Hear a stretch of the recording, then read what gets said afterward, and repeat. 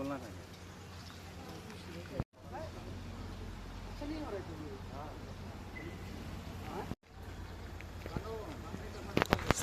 हाँ।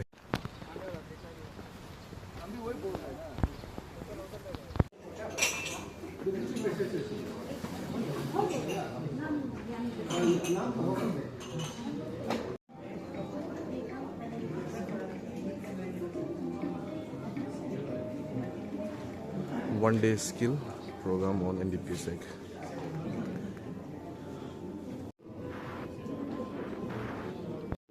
बढ़िया से दिया मिला है, बढ़िया। पहली बार कोई ट्रेनिंग में पेन ड्राइव मिला, बढ़िया।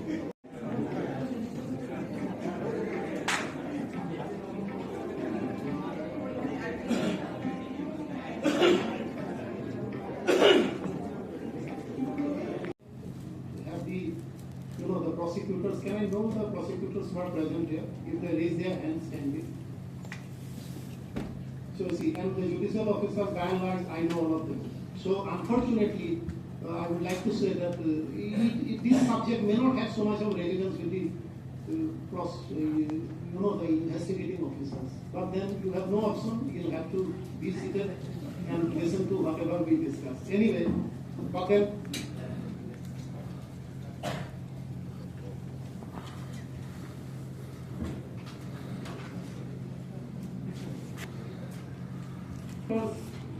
We have been dealing with the matters under different laws from time to time. Therefore, we are very much aware of the fact that normally every fact on the basis of which the party to a proceeding wants a judgment, it has to be proved. And they prepare emergencies. Thank you.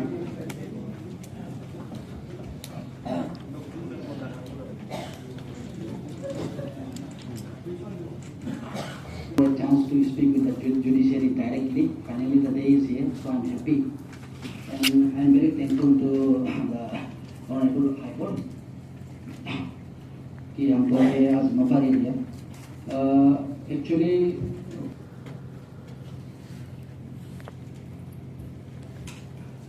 and finally it is here, so I will try to elaborate in the easiest way possible. So, how an NGO act in prevention of drug issues.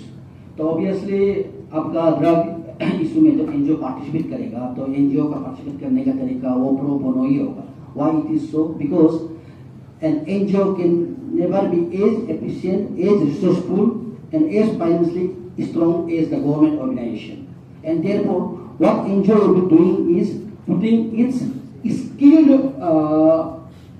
contribution, participation in the problem. अभी जैसे कि आप देख रहा है कि we as a government has a endless aspect to deal with drug issues.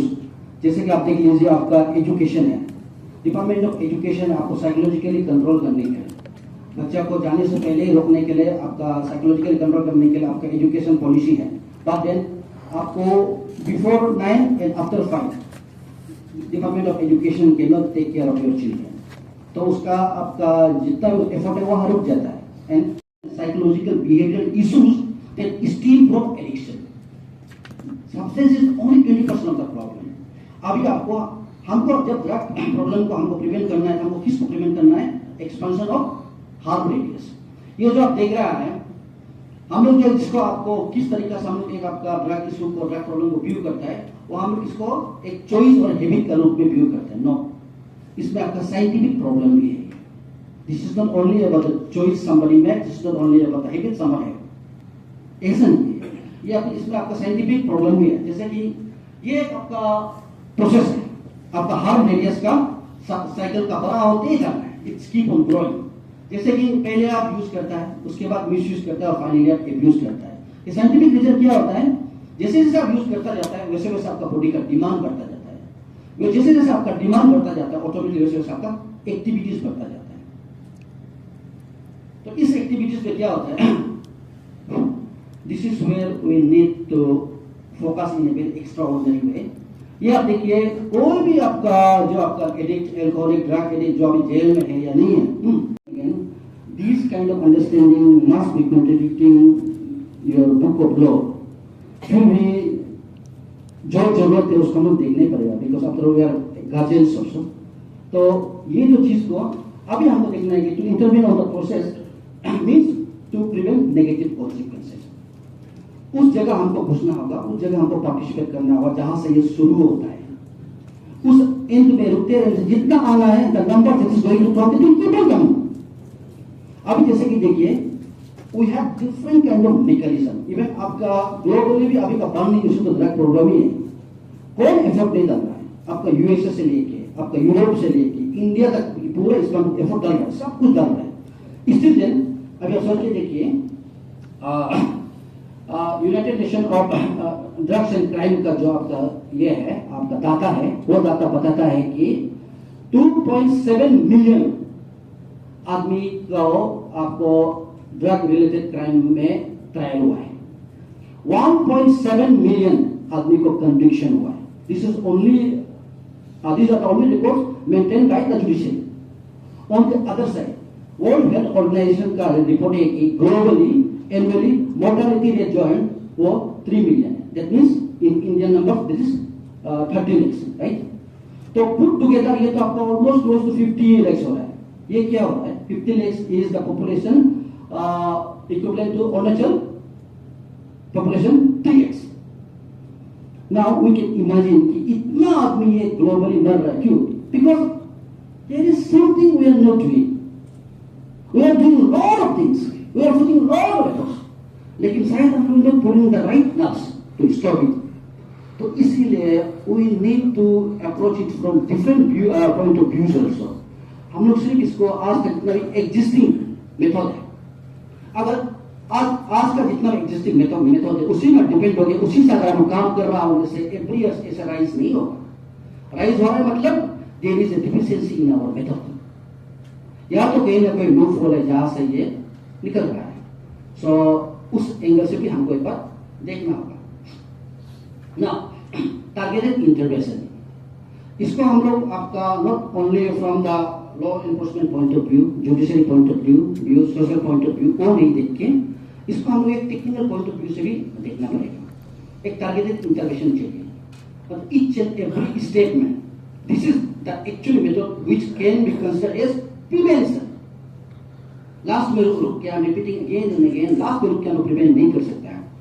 सो अभी जैसे कि जो शुरू करने वाला है, ये जो आपका टारगेटेड इंटरवेंशन का करना है, शुरू जब कर रहा होता है the person who are into use और यूजिंग, वो सिर्फ खुद को हार्म करता है। उसका हार्म इंडिविजुअल का होता है। इंडिविजुअल इन द सेंस वो अपना हेल्थ को हार्म करता है, वो अपना डेली रूटीन को हार्म करता है, वो अपना एकेडमिक करियर को हार्म करता है, अपना पर्सनल रिलेशनशिप को हार्म करता है। वहां से और वो आगे जाता है, जब वो मिसयूज में पहुंचता है, उसका हार्म रेट जो है, वो उसका जो इफेक्ट जो है, उसको साथ साथ उसका फैमिली को भी लगना शुरू हो जाता है। वहां भी नहीं रोकने से क्या, वो आगे जाके वो इतना हार्मफुल हो जाता है कि वो खुद को भी हार्म करता है, फैमिली को भी हार्म करता है। At the same time the area he or she lives in, the society or she lives in, surrounding को भी हार्म करना चालू कर देता है। This is the process. Process का मतलब this is not an event. Unlike other crimes, unlike according to the definition of the law, unlike other crime, जैसे कि आपका रेप हो गया, मर्डर हो गया, डकैती हो गया, कुछ भी हो गया, अदर ऑफेंसेस क्या है? दीज आर इवेंट्स, मतलब it's happen in a go, एक बार में होता है। But this is not a go, this is not an event, this is a process. ये होते होते होते होते होते होते चला गया। That means we had a lot of time to do something about it. Event को नहीं रोका जा सकता है, but when it is a process we had a lot of time to do something about it, but then we are not doing it because either we are occupied by the still occupied the stereotype of thinking, or we are not willing to put the extraordinary effort it requires. इसलिए हमें उसको थोड़ा सा focus करना है। Now, areas to work out. How your NGO works? हम आप लोग को जुडिशरी को भी आपको यहाँ का लॉ इन्फोर्समेंट बार बार हम जो अपना आइडिया को बार बार आपको बोलने का कोशिश इसलिए कर रहे हैं। When it comes to the role of an NGO, हम आप लोग को अपील करना भी वो आपका मेरा रोल का पार्ट है। मतलब and obviously I will not be getting the second chance like this. So आज का दिन को हमको full use करना है. Even if I am able to convince a single person, that will be a very good thing happening to me. So आपका areas to work out, कहाँ में हम लोग को काम करना है. जैसे कि use करने वाला. This understanding, this first information is must. ताकि हम लोग properly इसमें intervene कर सकने के लिए. आपको जो use करने वाला है, use करने वाला का reason क्या है? यूज करने वाला का रीजन है इंफॉर्मेशन. अगर इंफॉर्मेशन नहीं होता तो वो एक्शन में नहीं आना था. इंफॉर्मेशन जो पास्ट टेंस है उसका आपका प्रेजेंट टेंस यूजिंग है, उसका फ्यूचर टेंस है पेड कॉन्सिक्वेंसेस. मतलब पास्ट टेंस में उनका इंफॉर्मेशन आया है कि आपका ड्रग्स ऐसा होता है वैसा होता है. It is a part of आपका modern attitude, it is a part of modern life, ऐसा है वैसा है. And those information are coming from different windows. YouTube से आ रहा है, आपका ये हॉलीवुड से आ रहा है, फेसबुक से आ रहा है. मतलब दुनिया का मतलब एक्सेस बहुत है. But then in against those information to defend it, हम लोग का पास में किया है सिर्फ one single word, say no to drugs and alcohol. ये लाइन से हो पाएगा? नहीं हो पाएगा. कहाँ हो पाएगा? Say no to drugs and alcohol ना फेसबुक को लड़ेगा, ना यूट्यूब को लड़ेगा, ना हॉलीवुड को लड़ेगा, ना बॉलीवुड को लड़ेगा, ना फियर प्रेशर को लड़ेगा, ना दुख को लड़ेगा. किसको लड़ेगा? Say no to drugs and alcohol is not going to help anything. We need to do something more than this. And to be very honest, हम लोग का यहाँ में क्या है, we are doing lot of drug awareness campaigns. लेकिन हम लोग का drug awareness campaign का नेचर कैसा होता है? One day shouting, only one day shouting. इतना बड़ा बैनर होता है, हा करता है, and खत्म हो गया. All went on, खाया पिया सो गया, and from tomorrow nobody cares about what happened yesterday. तो उससे नहीं हो पाएगा. क्यों? क्योंकि the problem is constantly coming, and in defense we are standing against it for only a single day. यहाँ हम लोग हार रहा है. जितना उनको इंफॉर्मेशन आ रहा है यूज करने के लिए, टूल्स के लिए, उतना ही इक्वल अमाउंट ऑफ इंफॉर्मेशन हम लोग डोंट को देना पड़ेगा. तब जाके हम लोग एक स्टेप उनको रोक सकता है. अगर वो सपोज वो कहीं से थोड़ा और स्लिप होकर आगे निकल जाता है, यूज करना चालू हो जाता है, then we have to have the technical understanding कि वो क्यों कर रहा है. जैसा कि आपका हो या मेरा हो, आपका आप देखिए, आप लोग सब बिजी पीपल्स है. आप अब सुबह से अपना डेली स्ट्रक्चर को काउंट करके देखिए, आपका पास दिन का 1 घंटा भी फ्री टाइम नहीं है. तो उसका पास ड्रग्स का यूज करने का टाइम क्यों है? मतलब they are not doing something which are supposed to be done. तो वो जो आपका खाली वैक्यूम एरिया है वहां पे आपका ड्रग्स एंड एल्कोहल आके एग्जिस्ट करना शुरू होता है. वहां पे जाके ऑक्यूपेशन लेता है वो. इसका मतलब क्या है कि उनको वो जो गैप को फिल अप करने के लिए we need to provide the new activities, the good habits. तो वो चीज तो मेहनत लगता है, वो चीज को करना पड़ता है. एंड एब्यूज जो हो गया आपको, जिसका मतलब आपका बहुत बुरा हालत में पहुंच गया, बुरा हालत में पहुंचने वाला का तो आपका मेडिकल इशू डेवलप हो जाता है. Medical issue in the sense जैसे उसका फिजिकली आपका एक कंपल्सन डेवलप हो जाता है. कंपल्सन इन द सेंस उनका मैकेनिज्म डेवलप हो जाता है. जैसे कि मान लीजिए आप एक स्कूटी देखिए, स्कूटी में अगर आप 1 लीटर तेल डालेगा, it will travel up to 60 और 70 kilometre. After that the engine come to stop. वही सेम 1 लीटर को अगर आप स्कॉर्पियो में डालेगा, it will travel up to 10 kilometre and then it will come to stop. Why? क्योंकि स्कूटी को उस मैकेनिज्म से बनाया गया है, स्कॉर्पियो को इस मैकेनिज्म से बनाया गया है. इन द सिमिलर वे वो क्या होता है कि एक कोई भी पर्टिकुलर सब्सटेंस को अपना बॉडी में डालते उसका बॉडी जो है उस मैकेनिज्म में डेवलप हो जाता है कि every 8 hours interval of time में उसको नेक्स्ट डोज नहीं मिलने से उसका गाड़ी नहीं चलता है. मतलब उसका जो भी हालत है उसको जो ठीक करने के लिए that help requires beyond mayor advises of words. मत करो, मत पियो, ये वो है, माँ को प्यार नहीं करता, मम्मी को प्यार नहीं करता, पापा को प्यार नहीं, इससे नहीं चलेगा. टेक्निकल सपोर्ट चाहिए उसको. And here I have appeal to make to the judiciary sirs. आप लोग का मतलब बताएगा कि आप लोग देखिए जो भी आप लोग का एनडीपीएस के केस में बुक हुआ है उसका हाफ ऑफ द लड़का लोग का आप लोग सुनेगा कि वो रियर में है. मेरा आप लोग का यहाँ से अपील रहेगा कि अगर प्रोविजन है let them first finish the treatment course time. वो क्यों बोलने से आपका कोई भी रिहैबिलिटेशन सेंटर जो है वो आपका साइंस बेस्ड फिलोसफी में चलता है. This is called 21/19 rule.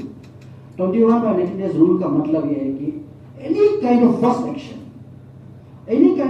Action को हम लोग आपका मसल मेमोरी करने के लिए 21 डेज लगता है, एंड वो मसल मेमोरी जो है उनको स्विफ्टली मूव कर सकने के लिए 60 से 66 डेज लगता है, और उसी एक्शन को मतलब आपका लाइफ में ऑटोमेटिक होने के लिए 90 डेज लगता है। This is called 21/90 days rule.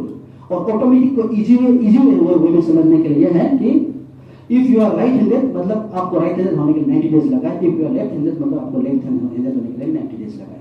This is the simple philosophy on which any kind of rehabilitation centres work on.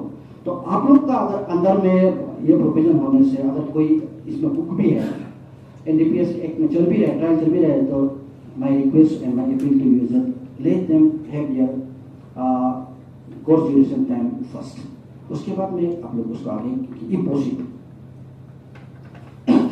Now support system का हम उसमें आएगा, सपोर्ट सिस्टम किस लिए जरूरत पड़ता है, ये भी एक टेक्निकल इशू है। जैसे कि आप देखा होगा एडिक्ट एल्कोहलिक जो आपका ड्रग्स दारू में जो है फंस चुका है, इवन उनका ये क्विट करने के बाद में भी उनका कैरेक्टर जो है, उनका नेचर जो है एबनॉर्मल होता है। एबनॉर्मल क्यों होता है? क्योंकि the practices the ingredients which make them mature enough to go fit with the organised society वो मिस हो जाता है। क्यों मिस हो जाता है? मान लीजिए वो 14 इयर्स में आप दारू ड्रग चालू किया, उनका डेली विशेष रूटीन क्या होता है? Getting using finding means to get more, getting using finding means to get more. ये सेम साइकिल जो है डे जो है वीक में कन्वर्ट होता है, वीक जो है मंथ में कन्वर्ट होता है, मंथ जो है ईयर में कन्वर्ट होता है, ईयर जो है लाइफ में कन्वर्ट होता है। इससे क्या होता है? बाय एज वो ग्रो करता है, बाय फिजिकल बॉडी वो ग्रो करता है, लेकिन उनका जो साइकोलॉजिकल बिहेवियर वो जुबिनाइल नहीं रह जाता, अंडर रहता है। व्हिच इज व्हाई उसका कैरेक्टर और नेचर देखो वो फिट नहीं रहता है नॉर्मल इंसान, नॉर्मल सोसाइटी में। सो सपोर्ट सिस्टम जो ग्रुप है वो यहाँ में काम करता है, क्योंकि अभी उनको अगर विदाउट सपोर्ट सिस्टम छोड़ के अगर फैमिली में डील करने के लिए करेगा तो at one point of time का बाद में आप फ्रस्ट्रेट हो जाएगा। आपको ऐसा लगेगा कि how a person could be so stupid, so irresponsible, ऐसा ऑटोमेटिक लगेगा। लेकिन सपोर्ट ग्रुप क्या होता है? वो एक आपका नार्कोटिक एनोनिमस, एल्कोहलिक एनोनिमस का एक सोसाइटी है। In other words we can call it community also. आपको चाहे तो कम्युनिटी का रूप भी आप दे सकता है इसको हम लोग in our own slang language हम इसको बोलता है एडिक्ट डेमोक्रेसी। इसको हम बोलता है of the addict, by the addict, for the addict. ये जो तरीका है इसको dual steroid narcotic anonymous Europe से आया है। अभी इसका थ्रू से रिकवरी में चलने वाला मेन स्ट्रीम ऑफ लाइफ में वापस ज्वाइन करने वाला इंसान इन नंबर्स इन मिलियंस लैक्स में है अभी ऑल ओवर द वर्ल्ड। तो ये जो सोसाइटी है इसमें जो सिस्टम बनाया है वो एडिक्ट एल्कोहलिक नहीं बनाया है, एडिक्ट एल्कोहलिक के लिए बनाया और एडिक्ट एल्कोहलिक से ही बनाया है। So they are so match up to each other कि हमको उसको कुछ बताना नहीं पड़ता, उसको हमको कुछ बताने नहीं पड़ता है। मतलब potential breathing ground until we grow the maturity to cope up with the normal society। तो वो जो हम लोग को टाइम और स्पेस चाहिए वो एडिट करके देता है ये आपका support group. And this support group can not be created even by the group of intellectuals. आप पीएचडी होल्डर को लेके आके वो उनका सबने बेटा कि वो नहीं हो पाएगा, उनको ही चाहिए क्योंकि ये उनका डेमोक्रेसी है, उनका नहीं, मेरा डेमोक्रेसी है। सो अब रोल्स कैसे होता है ये आपका जैसे कि वो सपोर्ट ग्रुप का एक चलने का एक तरीका होता है। ये जो आपका पोस्ट ट्रीटमेंट कॉम्प्लिकेशन जो होता है उनका आपको आप क्लीन तो घूम रहा है, क्लीन घूमने के बाद में भी आप उनका जैसे कि वो अभी 1 साल से रह रहा है, 1 साल से रहने के बाद में वो आप लाइफ में इंप्रूवमेंट दिखाई नहीं दे रहा है, तो उनका कितना फैक्टर्स है जो उसको एक समय यूजिंग में ले गया था वापस ले जाने के चांसेस बहुत होते हैं। तो उस फैक्टर से ये जो सपोर्ट ग्रुप है उसको बचा के रखता है, उस तरफ जाने नहीं देता है। और ये ग्रुप है जो रेगुलरली वीकली 2 बार 3 बार से हम लोग मीटिंग में मिलता है, और ये मीटिंग में कोई ज्यादा रूल्स एंड रेगुलेशन नहीं होता है। You keep on talking, I keep on listening, I keep on talking, you keep on listening, and in this way हम लोग क्या करते हैं, हम लोग अंदर का जितना भी आपका डिस्टर्बेंस उसको हम लोग फ्लैश आउट करते हैं। फ्लैश आउट करने के बाद में हम लोग रिफ्रेश होते हैं। ये मेथड हम लोग अप्लाई करते हैं। हाउ इट वर्क्स, ये जो हम लोग चालू किया था 2014 में चालू किया था, आराम से चालू हुआ था। एंड बाय टुडे अभी इटानगर में भी एक ग्रुप है, उसमें 50 भी मेंबर्स है। ये आपका निम्बा ट्यूटोरियल का ऊपर में है, इसको हम अभी तक चला रहे हैं and they are doing so good. तो ये सब मौका हम लोग उनको देने से रिजल्ट तो मिलता है, but this process is lengthy. और एक बात हम आप लोग को ये बात बोलना है कि no matter how hard we will try, we are going to achieve the absolute result, वो तो नहीं हो पाएगा। फिर भी then where is the benefit? Benefit ये है कि आपको एक लीकेज और एक फ्री फ्लो दोनों में बहुत फर्क होता है। That is our achievement. So thank you so much. This is the short and simple understanding which I would like to carry to the judicial officer. Thank you so much. Mister Babra sir, मैं कुछ बोलना चाहूँगी। हाँ जी। मैं आपका आलोक का special जज हूँ NDPS का। ओके। आपने जैसे जुडिशरी को रिक्वेस्ट किया है कि जब रिहाट में गया है तो काइंडली उसको कोर्ट में मत बुलाइए, ठीक है? हम लोग का प्रॉब्लम भी सुन लीजिए, कोर्ट का ऐसा होता है। हम लोग का भी हाई कोर्ट का टाइमली डायरेक्शन आता है कि जल्दी डिस्पोज करो। इवन नार्कोटिक ब्यूरो से आता है कि इतना सारा केसेस पेंडिंग है, ठीक है? तो जब चार्जशीट होने के बाद जब ट्रायल शुरू होता है, फर्स्ट स्टेज होता है हम लोग का CC कंस्टिट्यूशन ऑफ चार्ज, वहाँ पे अक्यूज का अपीयरेंस मैंडेटरी होता है। उसको वहाँ आना ही है, उसका बात सुनेगा, प्रोसिक्यूशन का बात सुनेगा, चार्ज बनता है उस समय तो उसको रहना है, डिस्चार्ज भी हो सकता है या चार्ज भी फिर। तो हम लोग भी उसको ज़्यादा लंबा खींचने नहीं सकता है। मैंने बहुत सारा केसेस मेरा देखा है, अक्यूज नहीं आया, अक्यूज रिहैब में आया, मैं डायरेक्ट बोलती हूँ आप रिहैब में रख के केस पेंडेंसी नहीं कर सकते, क्योंकि मेरे ऊपर भी प्रेशर है, हाईकोर्ट से भी प्रेशर है। तो मैं आपको भी रिक्वेस्ट करूँगी, आप भी अच्छा काम कर रहे हैं कि किसी को रिहैब में अगर भेजना है तो उसको पूछिएगा CC पर, CC के बाद आप भेज दीजिएगा। वकील जिसको वकील है एप्लीकेशन फॉर डिस्पेंसमेंट दे सकता है कि वो नहीं आ सकता, रिहैब में है, हम लोग उसको अपीयरेंस डिस्पेंस कर सकते हैं। तो हम लोग भी जुडिशियरी से आप लोग ये रिक्वेस्ट है, रिहैब में आप भेजिए डेफिनेटली, और आफ्टर CC, सो दैट आपका भी हेल्पर हो, हमें भी हेल्पर हो, क्योंकि हमें भी प्रेशर आता है, हाईकोर्ट से भी आता है, नार्कोटिक ब्यूरो से भी आ रहा है कि 900 ऑफ केसेस है कंटेम्प्ट के, तो वो भी बहुत सारे फैक्टर से डिस्कस हो सकता है। Thank you. आपका मिनिमम कॉम्प्लिकेशन को हमें पूरा 101% समझा है। मेरा मैसेज ये है कि they are not normal human being. तो अभी हम लोग का जो नॉर्मल आदमी का ऊपर जो अंडरस्टैंडिंग रूल अप्लाई होता है, उनके साथ में अप्लाई करने से मेरा रिजल्ट नहीं करना है। I think first of all we are, I think, thank you sir. We have concluded the technical sessions. Now the interaction session will start, and I know all of you are very eager to put so many questions across the table, and we welcome you all for all the questions. This technical session has been very interesting to all of us, and these participants, it's a mixed participants of judicial officers and police and public prosecutors and some of the tax and excise officers also. Now, before we start this question and interaction, just from all these discussions, इतना सारा discussion से हम लोगों को ये पता चला है कि एटलीस्ट foremost responsibility पुलिस का बहुत इम्पोर्टेंट है। इसलिए हम लोग ने चाहा था कि जितना हो सकेगा पुलिस का ज़्यादा से ज़्यादा पार्टिसिपेंट्स होना चाहिए, और काफ़ी अच्छा नंबर में हम लोगों को पार्टिसिपेशन मिला है।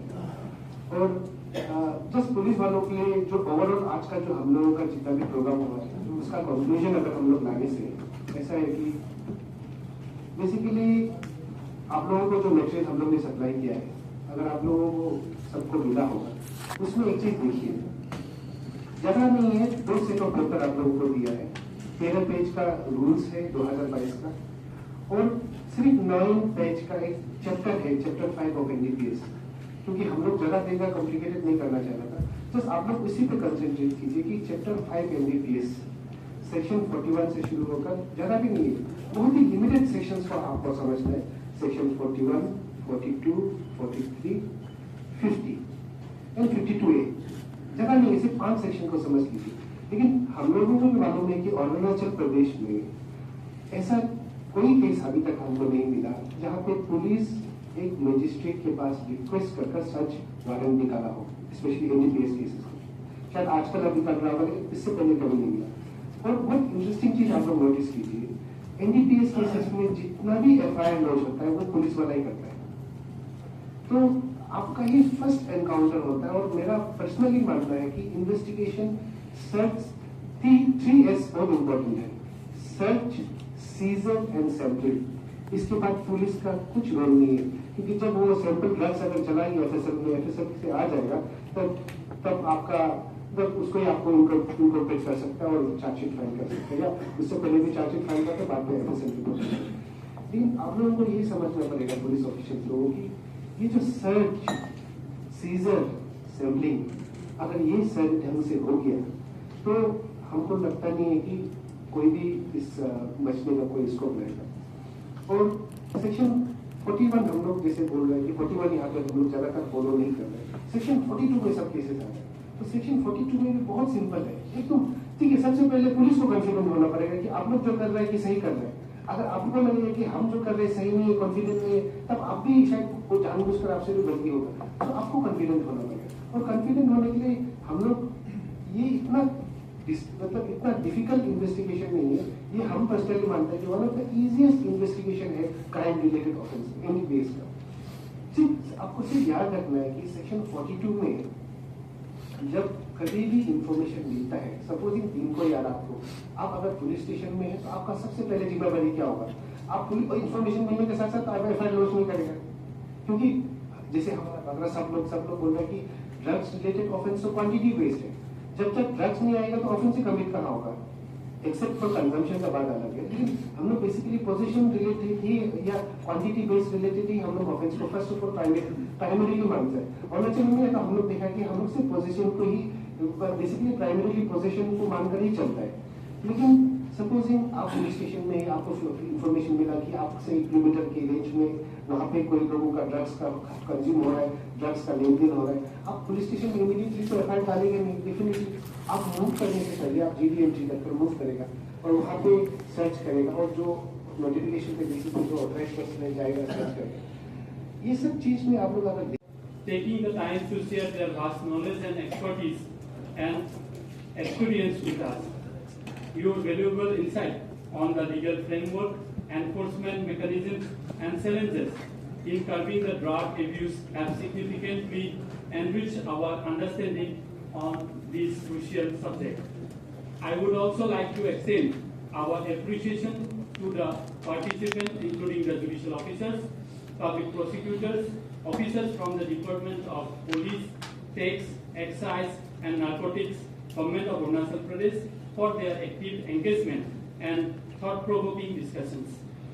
Your enthusiasm and willingness to learn more about this program has made and meaningful. A special thanks goes to the Registry of the Guwahati High Court, Itanagar Permanent Bench, and also to the Judicial Academy Assam, whose hard work and meticulous planning made photo session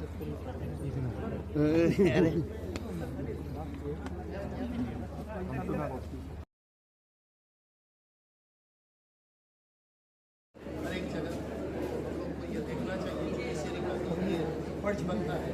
हर एक आदमी जो इसके साथ connect है उनके लिए फर्ज बनता है कि अपना ड्यूटी बारीकी से निभाए, और जिसके लिए कोई आदमी जो दोषी है वो बच के नहीं जाना चाहिए। तो इसी कारण हम ये रखे हैं। और आज बहुत आदमी आया है यहाँ, हर एक डिपार्टमेंट से पार्टिसिपेंट्स आया है। उम्मीद करते हैं कि इससे हम लोग का बहुत भलाई होगा और आगे बढ़ सकेंगे हम लोग ये सेवा। सर, कानून अपना काम करेगा, लेकिन समाज का भी एक फर्ज बनता है। क्योंकि देखिए सर, हमारा जो फ्यूचर जो है, खास करके ये ड्रग्स जो बच्चों में, तो हमारा फ्यूचर जब खराब हो रहा है तो एक रिस्पॉन्सिबिलिटी नहीं बनता समाज को। क्योंकि आप लोग देखिए कानून को अच्छी तरीके से जानते हैं, तो किस तरह से आप समझा सकते हैं?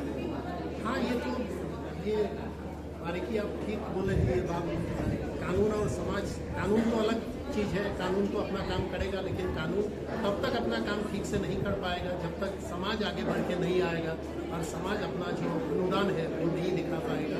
तो इसीलिए समाज के लोगों को भी मैं ये बोलना चाहूँगा कि ये जो ड्रग्स के ये मामला पे है जो कोर्ट में आते हैं, लेकिन सालों साल केस चलने के बाद ये आदमी खारिज होकर चला जाता है, तो इसका असर पूरा समाज में पड़ता है। तो समाज के आदमी का भी ये अपना फर्ज बनता है, वो लोग भी सामने आए, कानून को सहायता दे।